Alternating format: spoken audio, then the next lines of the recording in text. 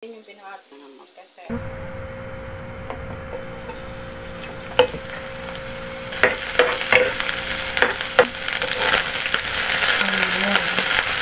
kaya na tomato. Balik lang natin na ganyan.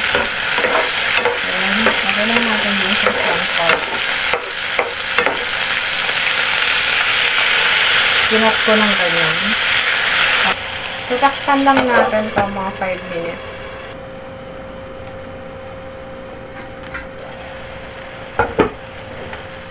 Laluin lang natin ito.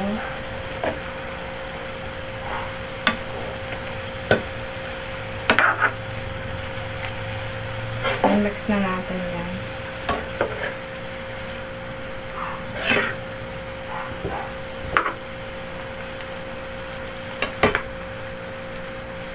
Five minutes lang natin lulutuin itong milk na ito. Kasi pag nasobra ka na, magiging matigas.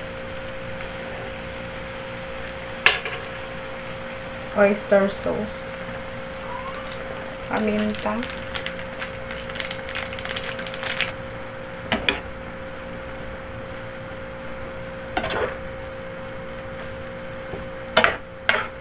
Dark soy sauce.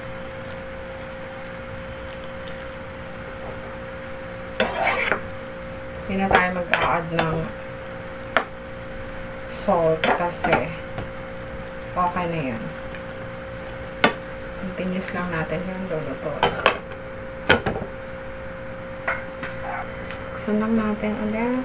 Ano tayo ng seasoning.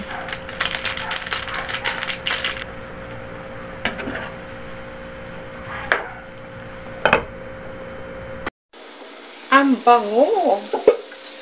Natin. Tama lang yung kanyang texture.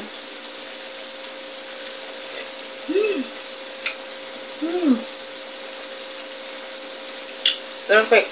At best, seller natin. Ampalaya! Sino ba ang kumakain ng ampalaya? Paborito to ng aking anak. Yung aking anak, gustong-gusto niya ampalaya.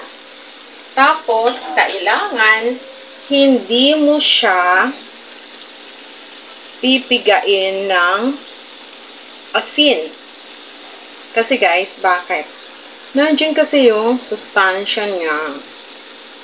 Kaya, huwag natin siyang pipigain. Takpan lang natin another mga 2 minutes. Sa atin na hahaluin.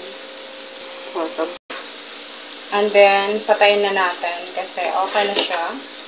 Huwag natin i-overcook yung ampalaya. Ating beef with ampalaya. Masubukan nyo ba ito guys? Yung hindi siya o pumait yung ating ampalaya. Paborito ko yan, ampalaya.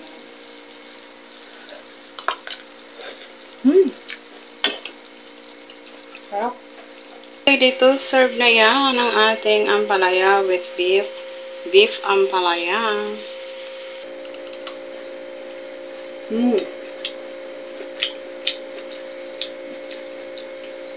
Yummy. Magugustuhan to ng pamilya niyo guys. Subukan ito. Ang sarap niya.